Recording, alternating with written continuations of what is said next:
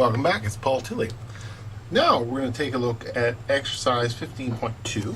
And 15.2, we're going to look at number 1 and number 9. 15.2 deals with bond valuation. Okay, so number 1. Number 1, first of all, looks at the issue of a bond, and I'll just read it out here. We got a date of issue of June 1st, 2000. And the bond goes until June 1st, 2020. So it's a 20-year bond. The purchase date is on June 1st, 2006. So that's what we're interested in. The coupon rate is 5.75%. And the market rate is 4.5%.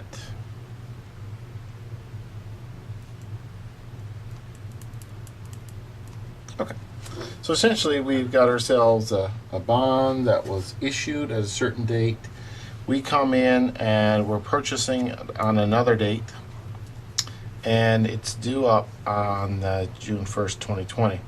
So we got 14 years left on the bond, effectively, when we buy it. We bought it 14 years left. And the question is, how much should we pay for it on this day? Just a little bit of a intuitive analysis first. The coupon rate on the bond is 5.75%. The market rate is 4.5%, meaning that the coupon rate, the bond is paying a higher rate than the market rate. This would then suggest that the bond will sell for more than $1,000, and it's a $1,000 bond. So as we've seen before, all bonds are $1,000. So it's a $1,000 bond. So essentially, what we need to be able to do is to calculate how much we should be willing to pay for that today. Let's just put some basic details down. Future value of the bond then is 1,000. The number of periods involved, we've got, well, it's 14 years between the date we buy it and the end date. And there's 2 payments a year, so that's 28. So N is 28 payments. 14 years between here and here, so it's 28 payments. The bond, when we look at the bond says it's paying coupon rate of 5.75%. 5.75%. It's paying it semi-annually. We're going to divide that by 2, and that means the bond is paying 2.875% per payment period. And the interest, the prevailing interest rate, then it says it's 4.5%, and that's the market rate. We're going to divide that by 2 to get the rate of 2.25 per payment period. So those are some of the key bits of information that we're going to use now. So let's plug it into our basic formula. We've learned too that our basic formula is the price of the bond is a function of 2 things. First of all, the future value, the present value of the payments. So we're going to take the payment, and we're going to go 1 minus 1 plus I to the minus 10 over I. So that's this kind of a annuity calculation, or calculate the present value. Plus, we have to calculate the present value of that $1,000 that we're going to get at the end, because the bond is worth $1,000. We're going to get $1,000 at the end. We got to be able to take its value back 14 years to now. So in order to do that, we have to calculate the present value of that bit. And when you think of the present value of that bit, it is the present value is the future value times 1 plus I to the minus N. So that's what we're going to do there. So let's plug in some numbers here. So the payment, now what is the payment? Well, it's a $1,000 bond. And that $1,000 bond is paying, according to the coupon rate, 5.75% semi-annually. So that's 1,000 times, we're going to cut that in half, that's 2.875. So it's paying $28.75 per semi-annual payment. So we're going to take the 28.75. We're going to 1 minus 1 plus, and again the interest rate, the market interest rate is 2.25%, which is 0.0225 to the minus 10 over 0.0225 is that, plus the future value. Now the future value in this case is 1,000 for the bond, 1 plus I, and 0.0225 to the minus 10. I'm running out of room. Okay, so when we crunch the numbers on these things, we got to do some math on this.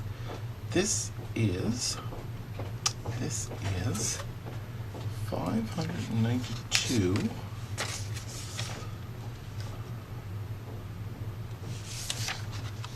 This is, I got to do my math very carefully here now.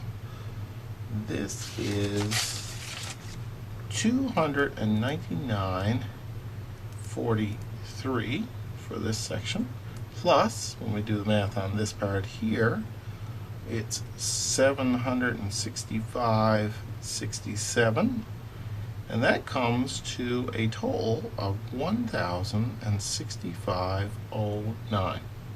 So what we're doing here then is we're saying that at year 5, or sorry, at year 4, 14 years left, or year 6, yes, 14 years left in the loan. What we've got is we're going to have to pay, or we're going to get 1,065.09 for that bond on that day. Next, we're going to take a look at number 9. Number 9 says, Dennis purchased a $10,000 face value Ontario Hydro Energy bond maturing in 5 years. So it's a $10,000 bond. It's 5 years. The coupon rate is 6.5%. 6.5%. Paid semi-annually. If the prevailing market rate at the time is 5.8%.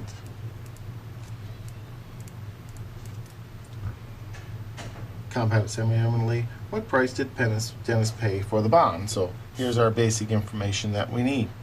So we know that the future value then is 10,000. We know that it's a 5-year bond, and what we're trying to figure out is 5 years hence. So 2 payments a year, 5 times 2 is 10. The coupon rate, which we'll know is B, signified by B, is 6.5%. Divided by 2, seeing as 2 payments a year, that's 3.25%, or 0.0325. And the market rate, which is the I, is 5.8%. 5.8 divided by 2 then is 2.9%, which is 0.029. So there's our basic bit of information that we can use. Again, we know that the price of bond is made up of the present value of the payments, okay, plus the present value of final payment,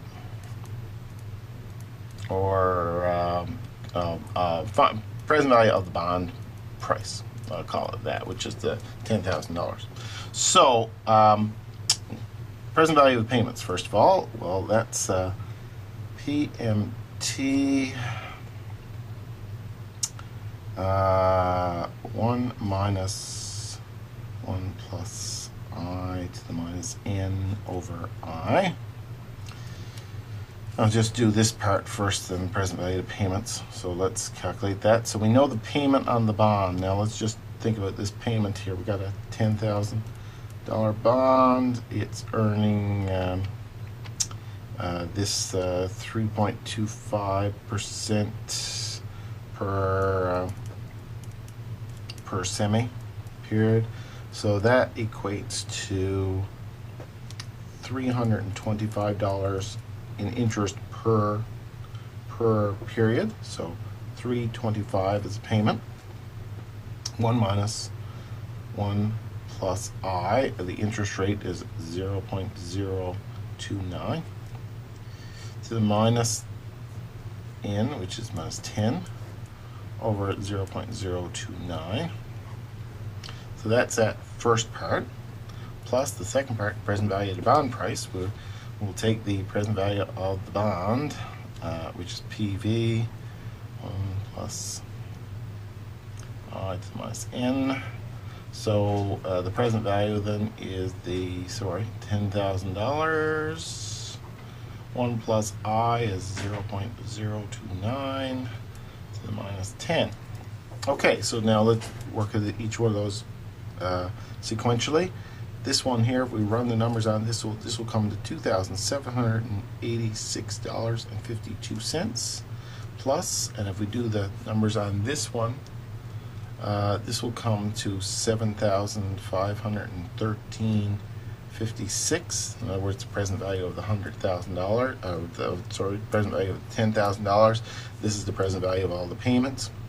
We take two of those amounts and we add them together. So the bond price then is $10,309, and that's what you'd have to pay 5 years out from the payment of the bond.